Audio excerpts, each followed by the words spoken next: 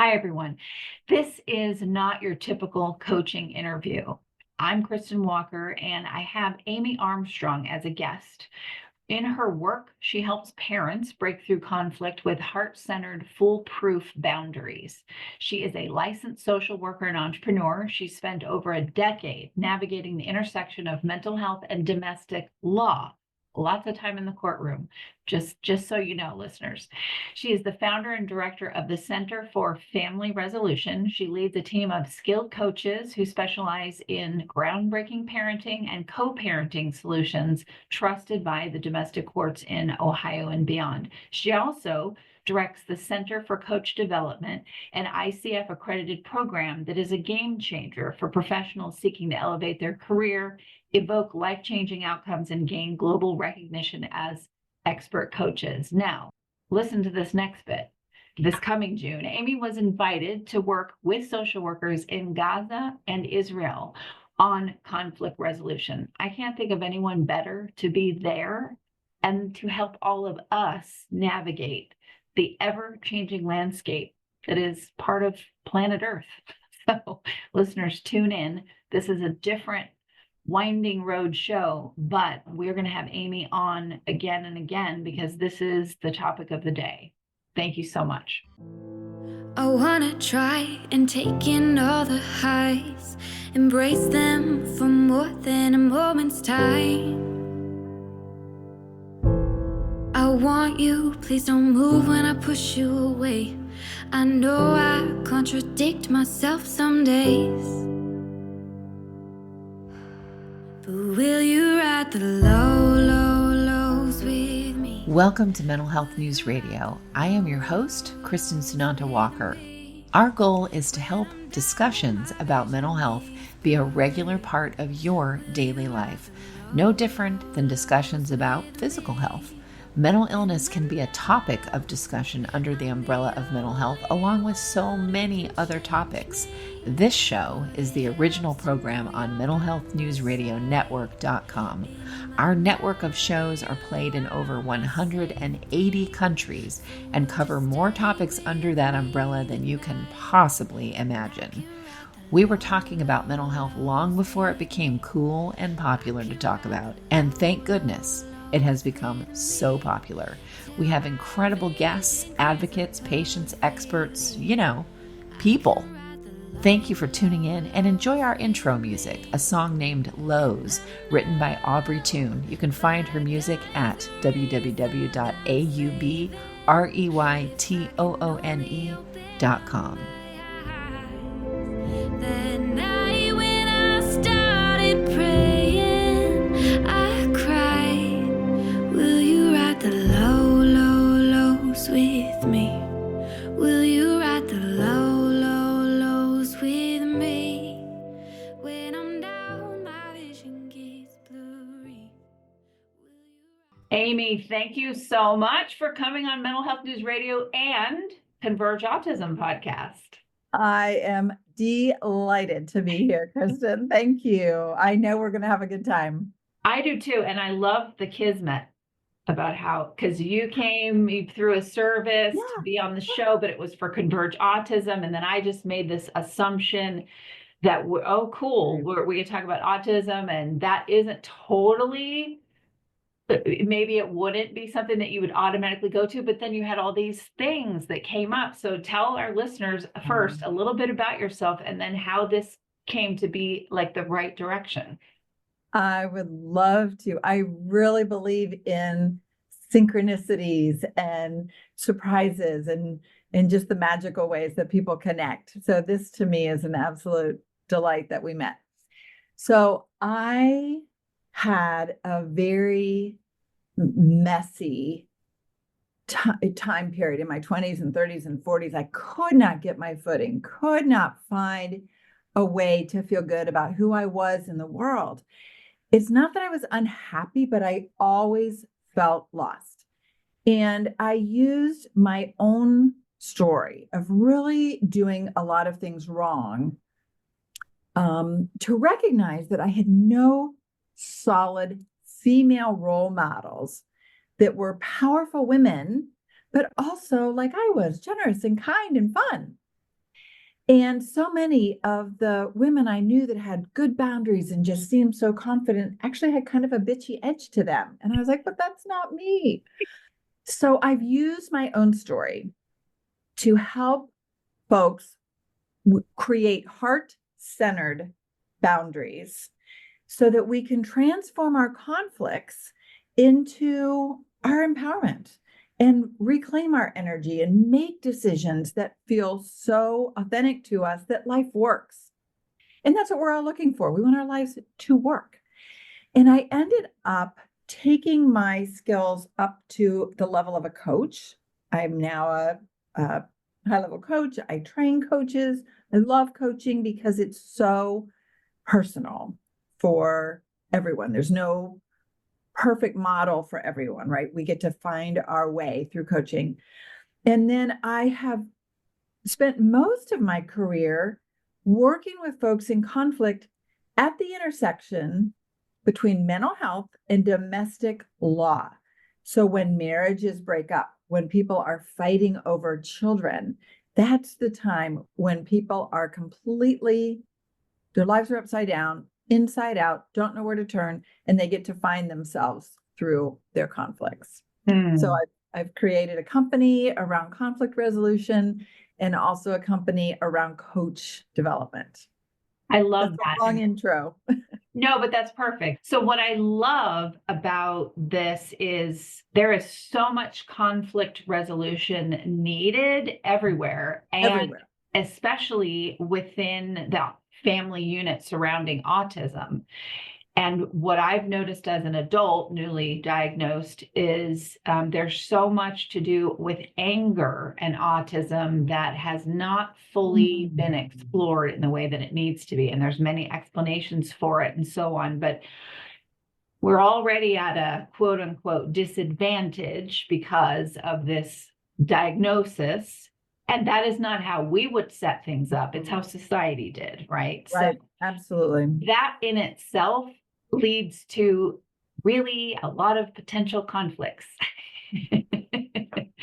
So helping people navigate when you've felt oppressed, you felt like no one hears you, listens to you. It's the days of when, anything to do with women was hysteria. It wasn't an actual diagnosis of anything.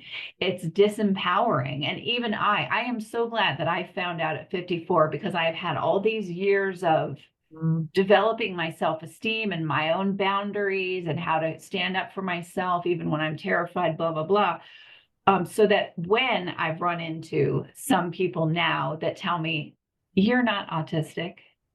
What are you talking about? That's crazy. You don't have the intellectual capacity because you're a woman to understand that you don't have autism, that you can't have it. I've heard that, right? And the me before diagnosis, because there was missing information, I would have just been angry and I'm going to prove this person wrong. And there's like, no, we're really healthy to kind of go with that, other than what I could feed myself out of it in my own, in terms of my own empowerment.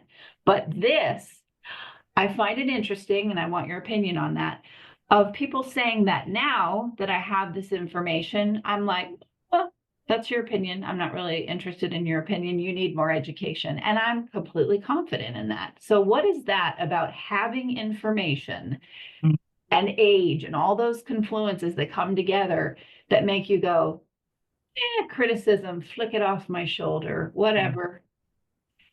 When you feel, I love this question. I literally have goosebumps as you're speaking. When you have inner congruence, nothing's personal anymore. You're good. When you're not clear yourself on the inside, and what that means is your thoughts, your feelings, your beliefs, and your actions all line up. When it all lines up, you have this clarity that can result in confidence and calm. So many people are concerned about the way other people label them or refer to them or describe them because they're still struggling with their actions and just basically wrestling with how to manage a lot of the complex decisions that come along with having a diagnosis. To me, it's like walking around like you're blind, but you don't know that you can't see. You don't know what's uneasy.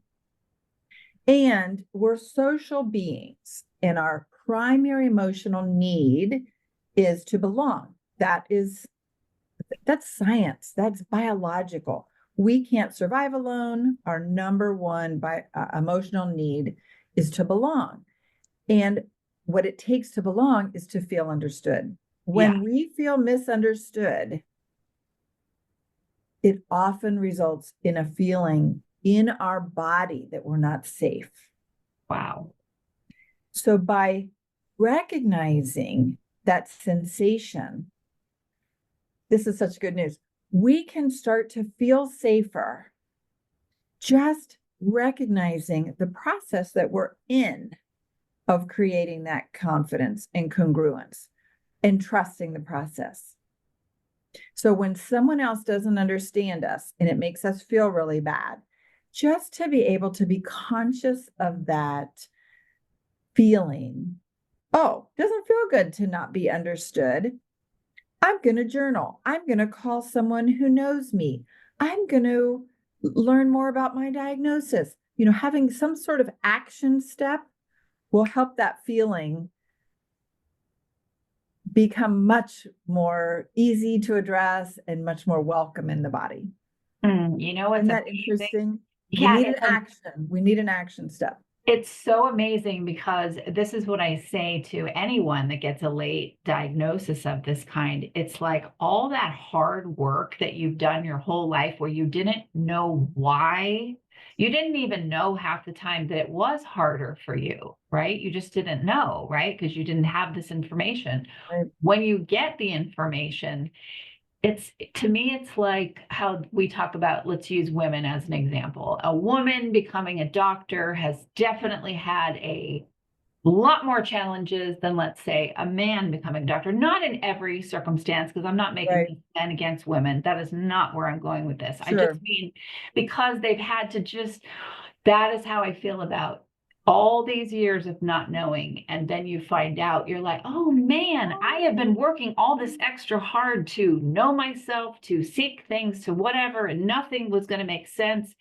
And it's almost like you kind of show up to the ball or to the event with a big old tool bag of things to help you because you've been doing all this work for all these years and not kind of Right. knowing why. And so now you show up at the party and you're ready for the party because look at all this stuff you've carted around that you didn't know why. And now you're like, here's why. You can end up very proud of yourself Yeah.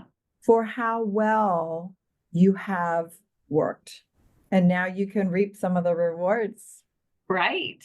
Right. I mean, you look at you radiate how happy you are to have this diagnosis that allows you, I think you used the word when we talked earlier, to just connect differently with yourself. You're not disowning you're not resisting Right. the same way as you may have before. And that connecting, there's a period where where you're kind of insecure and, oh, am I masking? And how much am I masking? But everybody masks, not just people on the spectrum. It just is a much bigger thing when you're on the spectrum. Right. But for people to know that now you can walk to the table with this knowledge and be able to resolve conflict because all of you is now at the table in full illumination. The good and the not so good that you still got to work on, that kind of stuff. Well, and it can feel good to work on it. Yeah. When you're not fighting yourself anymore. What I run into, I have a very wide variety of clients. I work both in a court system and in private practice. So very broad spectrum of people.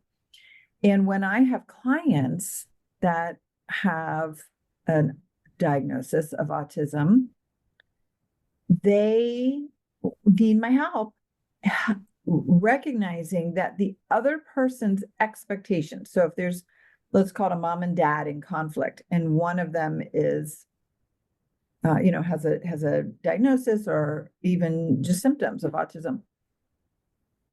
The other person is measuring them by their own skills and ways of connecting, rather than learning what it means when the other person shows up in a certain way. And so the word, maybe it's overused these days. I don't know. I could never get enough of it. The word is curiosity. Just say, oh, well, what impact does this have? And what impact does this have? Just teaches us to bypass that judgment. We might have the judgment, notice it, put it on the back burner, and just let curiosity speak about the impact. When you did this, it had this impact on me, is very different than saying you're wrong or you shouldn't be this way. So true. So true. Yeah. I love how much I say, well, that's interesting. Like someone wrote a really bad review of whatever I am, and I know who the person is. They've been stalking me and stalking a friend of mine for 10 years now. Oh, I feel no. so bad for them that they're Right, ill, right.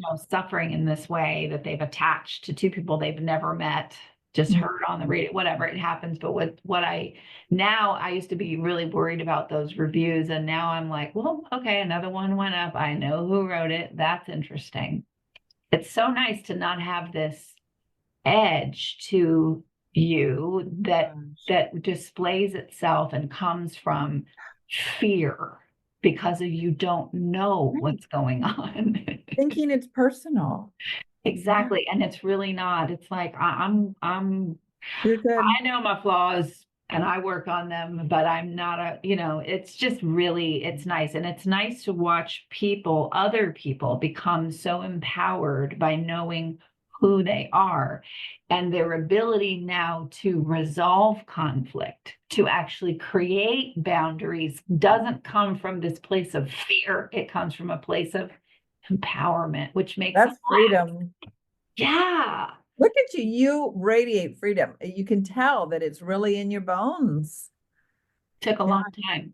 so good.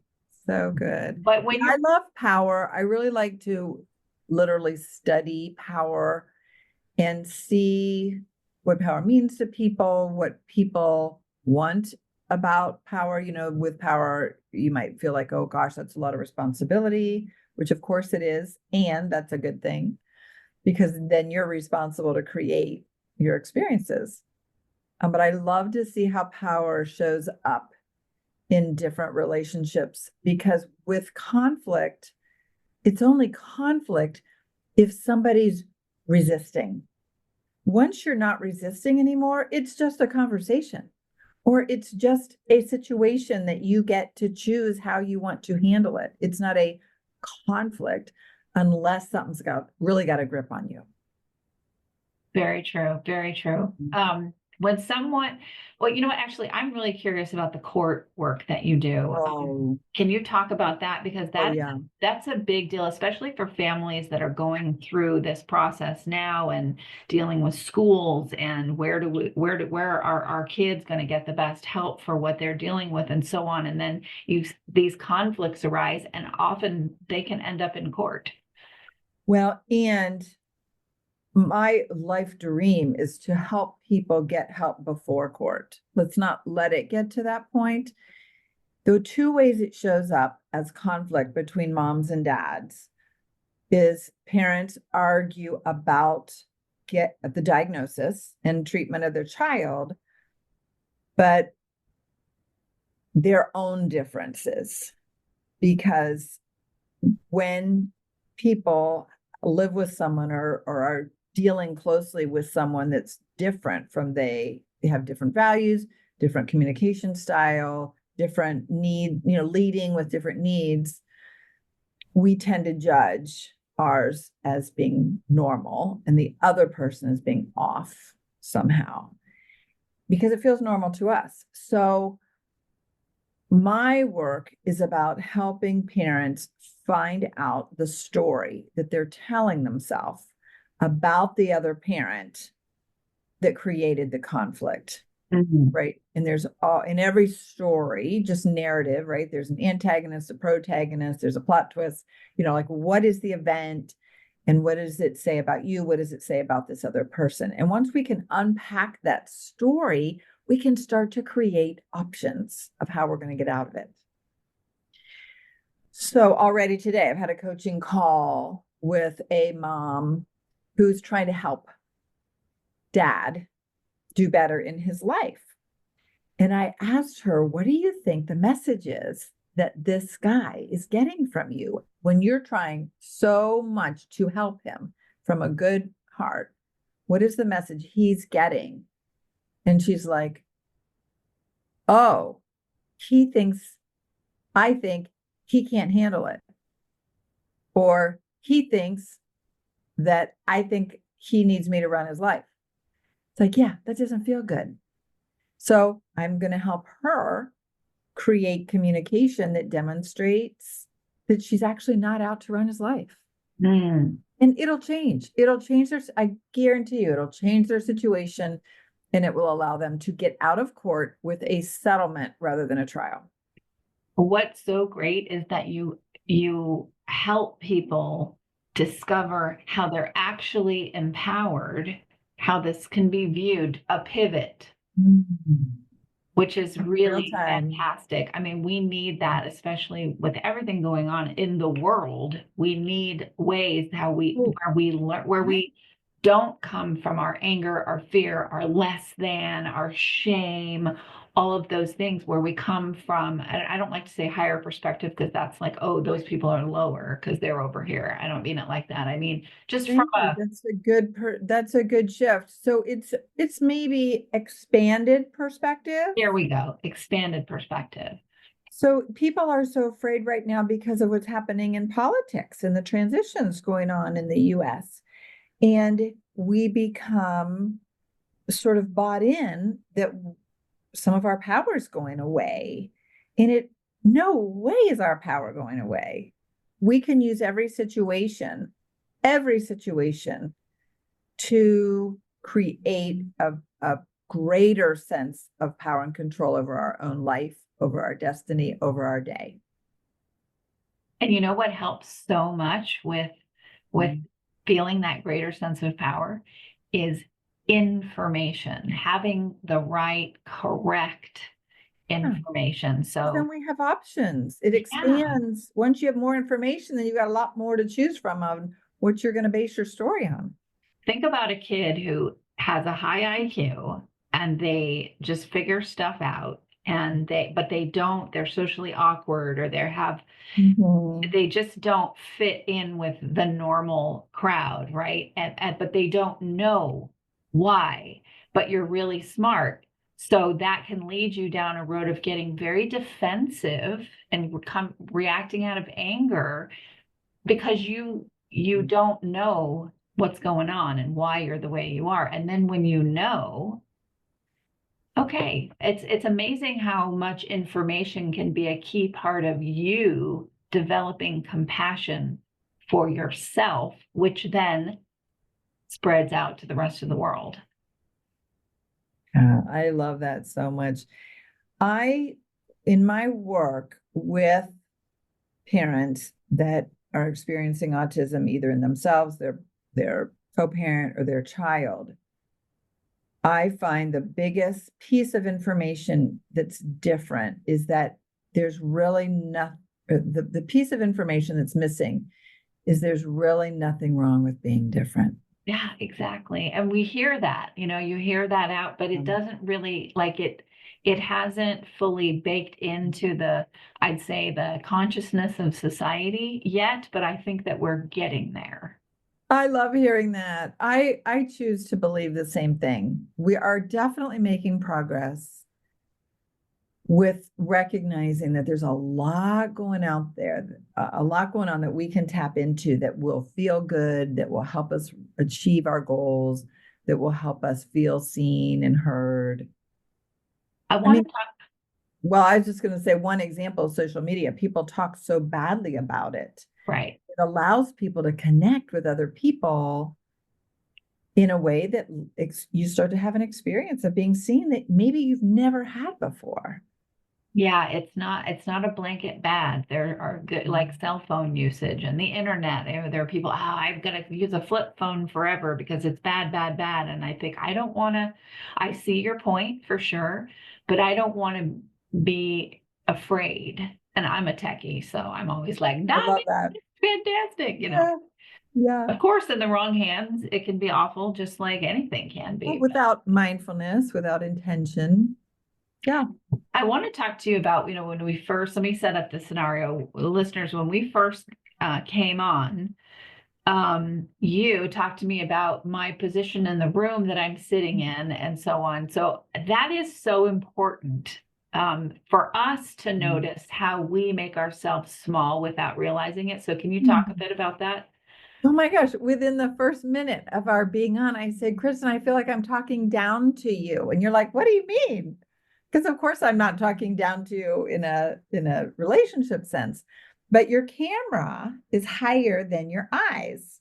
Right. And so you have to hold your head up and look up at me, which means I'm looking down at you. And I don't like that feeling because I'm my best when I feel exactly equal with people. I don't want to be superior. I don't want to be inferior. And so it was just a fun conversation to say, because I feel certainly as a colleague, equal to you. It's just even the camera position, even, my lighting's brighter. I don't want to show up more than you do. Right. And you know what's interesting Yeah. about that is I always do shows with the camera off because I don't like the visual distraction. But with Uh, you, I left it on. And then you brought this up, and I went, that is isn't that really, funny? and it made me think instead of getting defensive, because maybe I would have a year ago or whatever. I'm not trying to blah, blah, blah, because Curious. I didn't have some information, but it made me take a pause and go, oh, well, because all of this can be adjusted to where I'm sitting more equal, and I will be doing that. But what's interesting is when someone, a coach or a counselor, whatever it is, comes to you and notices something, Mhm. and then you can tweak it, you also can look back and go, where else, what other times in my life have I Right. made myself small? And I remember jobs where I was given the keys to the kingdom. I was the big cheese brought in, right? And yet through the course of the job, I continued to make myself small, even giving away my desk to someone else while I was still running the office. So isn't Wow. it funny how we do that with and autistic people do that all the time. The We just time. make ourselves less intrusive, smaller, all those things so that we fit in. Isn't that amazing? We do that. Wow. That is huge. Well, and so as a coach, I definitely have developed an ability to call out what is happening in real time. Mm, So, I had a really sad story over Christmas. I was with my dad, and we had a few hours with my dad and two of my stepkids. And when my stepkids left, my dad asked who was that other man there. And I said, Dad, that's my stepson. And he's like, oh, I didn't recognize him. So for 2 hours, he talked to this young man as if he was meeting him for the first time. And I thought, Dad, I wish you had just said, oh, I don't recognize you. right. Right. But in real time, sometimes we want to just pretend everything's okay because he felt a little awkward asking. But I think, oh my gosh, 2 hours went by and you would have had a totally different conversation if you knew that's who you were with. So my point is that as a coach, I've finally learned. I didn't start my blossoming till I was 45. Isn't And that amazing? I know, right?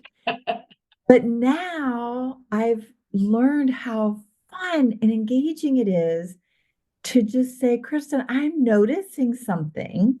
Speak purely about the impact it has on me. And then my hope would be that you would feel honored that I would care enough to say, I want to feel equal with you. I love that because, okay, the one thing I notice about uh, late diagnosed autism is Yeah. you have all these defenses that you have picked up and carried around necessarily, right? Necessary. Um, Coping mechanism. but the Yeah. way that you brought this up, it wouldn't have mattered pre-diagnosis or post, because you are the one that comes to it without attitude, Right. without, oh, I'm noticing that. The way you do it would make even the most defensive person not Hmm. get defensive. And that's really a skill. That is an art that takes development to do that. I love how you called it a skill and an art, but it's a skill because everyone can learn that. Right.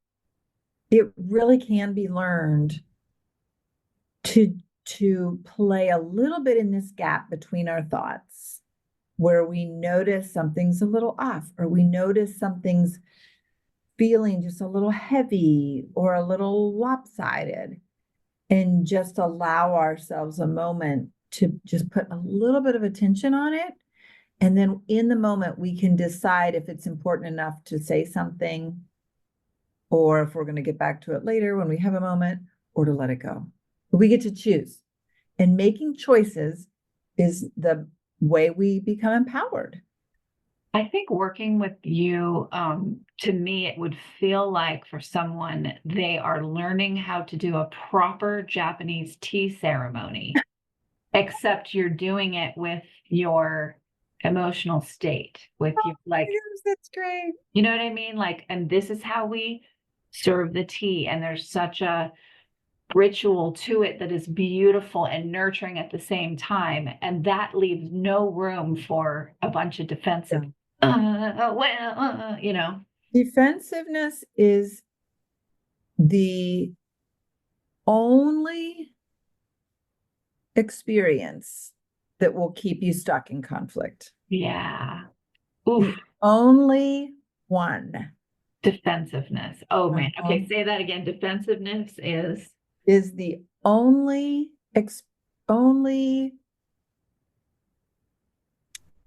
defensiveness is really a reaction. Defensiveness is the only reaction that will keep you stuck in conflict. mm, And the quickest path out of defensiveness is exactly what you said, Kristen. Oh, that's interesting.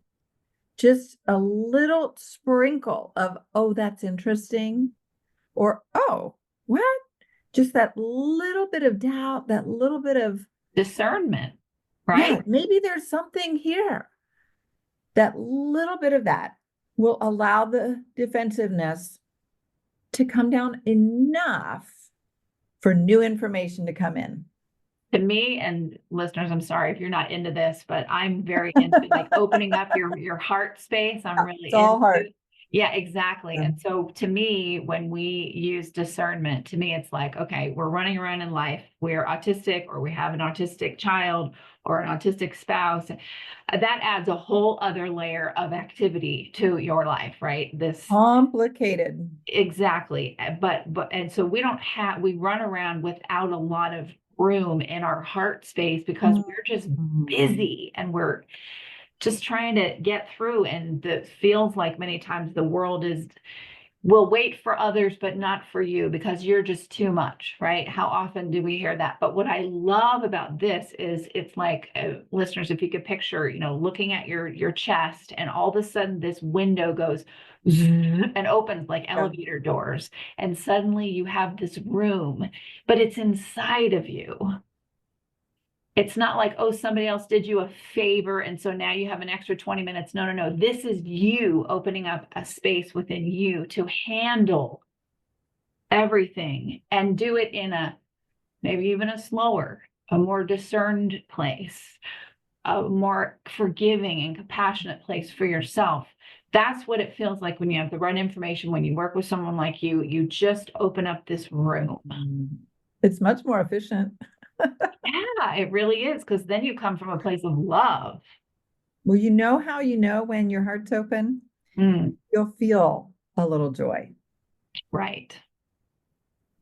You'll feel joy.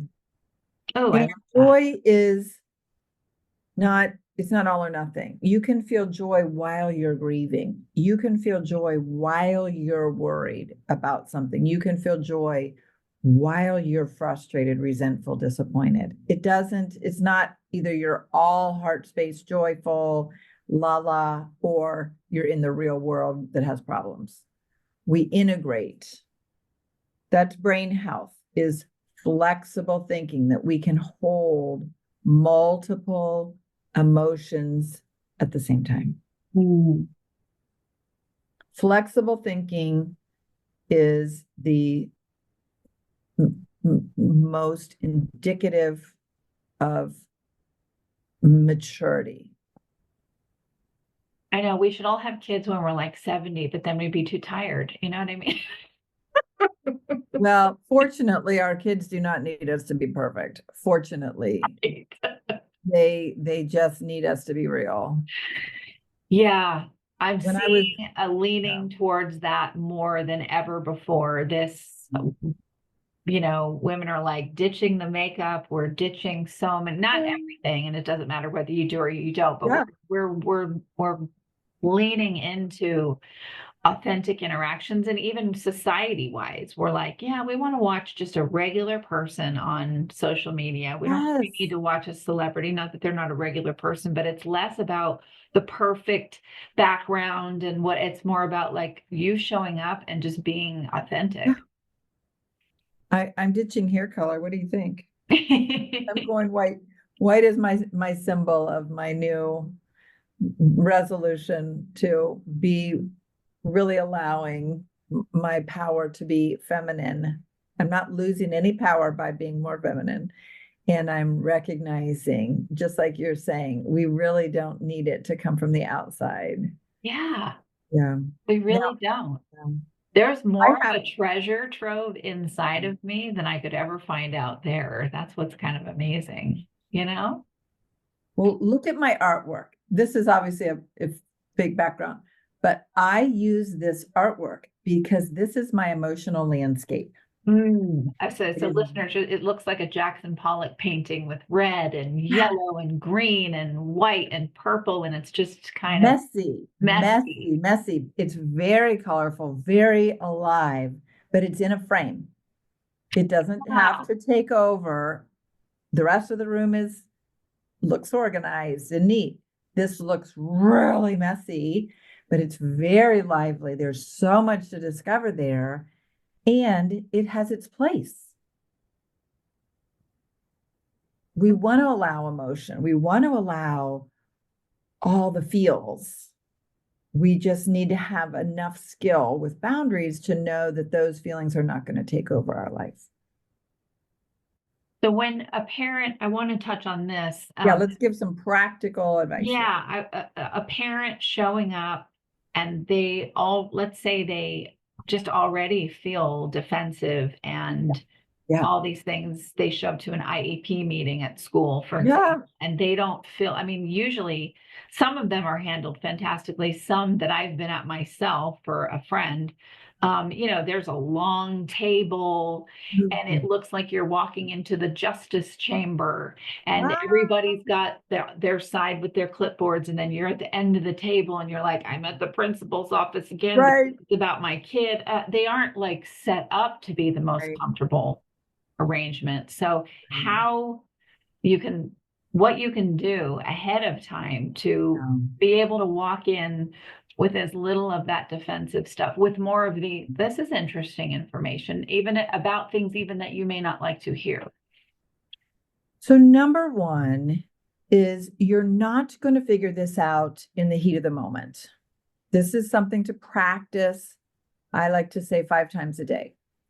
And what we're practicing is being aware in the moment of what feels seen and heard for yourself. So if I were walking into that meeting, first of all, I would probably wear something soft because I like soft. I would probably wear something kind of yummy to put on that I'm really comfortable physically in my body. Definitely nothing too tight. I would probably have some type of yummy smelling tea in my Yeti, because just being in our senses, what we're seeing, smelling, touching, tasting, hearing, is what keeps us in the present moment. So the more we can be aware of our senses, the more we can stay in the room and not feel like we have to go off to protect ourselves. So that's one thing. The second thing is to practice that mindfulness piece so that when you get triggered, because you will, what are you going to say to yourself? For example, you can plan. I'm going to go for a walk after this and process, or I'm going to call my mom, or I'm going to call my friend, or I'm going to schedule a one-on-one with the principal. Whatever you're going to do, plan that so that you know that this is not a do or die moment where everything has to be perfect right now or you're going to fall apart. And make sure that you're very aware of how you're handling yourself that matches the vision you have for your child. So prepping parents for these types of meetings, I would coach them through what is the message, what's the overall message you want that group of professionals to have about you, what's the overall message you want that group to have about your child. Please remember that people make decisions out of how they feel, always. We think we're so logical, which is great, We are, but we are also very emotional. I mean, the limbic area of our brain is very active. You can't turn that off. And make sure that we're making a match between your actions and the vision you have. And if you can direct this at all, I would ask the group, what do we want to end up with today? And how will we know when we're there? So that you're always directed by a vision rather than just this reaction. So my blueprint, I call it, is the acronym VOICE, VOICE, vision, options, influence. Like, don't try to change something that you can't change. You don't have any influence there. Vision, options, influence, commitment. Don't set a boundary that you can't commit to. Don't say I'm leaving this school if you don't do X, Y, and Z, if you're not really going to leave the school, right? No threats, really make commitments. And then notice is how I'm behaving, the boundaries I'm setting. Does it feel empowering? That's your measuring stick. Do I feel empowered? So VOICE. And I love that it came from how you feel Oh, about yeah. even your clothes. Because I'll use an example. It Yeah. made me think of how we were trained in the 80s and the 90s. You show up in a power suit.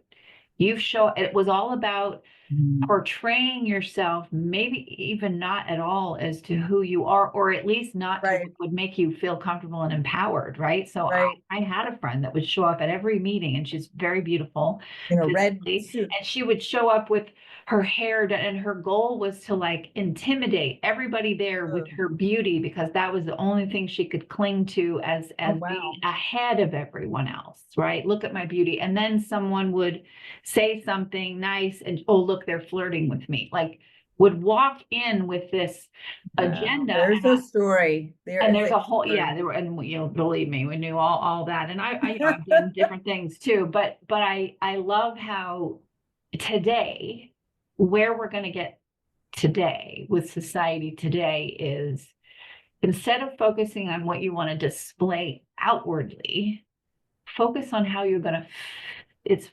start with how are you going to feel inwardly. And oh, that makes Right, all the because difference. that's your vibe. If you feel good, they will know that you're a feel good person Right. and they'll work with you differently than if you make them feel, like you said, And intimidated or like intimidated. you're Yeah. somehow this fake persona that they're like, who is this? They're not going to trust you. Right. If people trust you, they'll work with you. Right. You don't need to show up to an IEP meeting in fishnet stockings. And if you want to do that, that's fine. You just came from the theater That's and you're really an you. Yeah. actress and, this is what you do. That's fine. But it's how you Yeah. behave when you do. If you behave as if this is my power and I'm putting this over to intimidate you, it's Yeah. not even about, it's like, notice what your gotchas are. Where do you run? All right. That was awesome. I The love this con conversation. Yeah, the conflicting couple there with, oh, I didn't even realize how I might be coming across. You know, there is nothing wrong with saying in the meeting, oh, I'm a little nervous. Right. This is a really big deal to me. These are high stakes. I'm kind of nervous. How endearing would that be? People want to put you at ease if you're able to say, I'm a little nervous. Yeah. You go in there and say, you better do this, this, and this for my child. You're not going to help bring out their most helpful side. The school where my children attended, I did attend, I haven't been much lately, but I did attend some meetings with clients, and the director of services, he was known, he had a reputation for taking responsibility. He would always say the school needs to do better. Mm. And as soon as he would say that, the parents would say, yeah, I can do better too. Right. You know, It was an it was so invitation. disarming. Yes. Yeah. Like, let's all figure out where we can each do better. What a concept. I love He that. was so disarming. And at first he was criticized because people were like, oh, isn't the school district going to get sued if he's admitting that they didn't do enough? Didn't work that way. Again, I'm not telling the school district what policy they should have by any means. It's just my expertise is around interpersonal dynamics and shifting out of defensiveness into a very balanced, certainly we want to bring in the facts. Certainly we want our logic intact, but we also want to be a person in the room. Mm. Okay, Amy Armstrong, tell our listeners where they can find more about you. Wow. So I run a TikTok channel for co-parents. If anybody has co-parenting conflict, it's Amy Armstrong Conflict Free. And my website where I do all my coaching is the Center for Family Resolution.com. Love it. And you can book an appointment right there and book a call with me. I'm happy to put my calendar link right in your show notes that people can hop on a call with me and we'll figure out the right next step for them to get whatever support would make sense for them. And you won't be it'll be worth it, listeners, I'm telling you right now. So Amy, thank you so much for coming on the show. I'm excited because we will definitely have you on again and again. Thank you. I really appreciate our relationship and your openness. I feel like I really benefited and learned a lot from being with you, Kristen. Thank you. All right, listeners, stay tuned for another episode of Mental Health News Radio and Converge Autism. But will you ride the low, low, lows with me? Will you ride the low, low, lows with me? One thing you can always count on at Mental Health News Radio Network and my show is that there will always be dogs around. Why? They are natural healers, excellent for your mental health. The original therapy dog Miles has something to say in just a moment. For now, please check out all of our amazing shows at mentalhealthnewsradionetwork.com and all your favorite podcast apps. Until next time, I'm Kristen Sananta Walker, and thank you for listening. And I can ride the low, low, lows with me. I can ride the low, low, lows with me. Till my vision clears up perfectly. I can ride the low, low, lows with me. Good boy.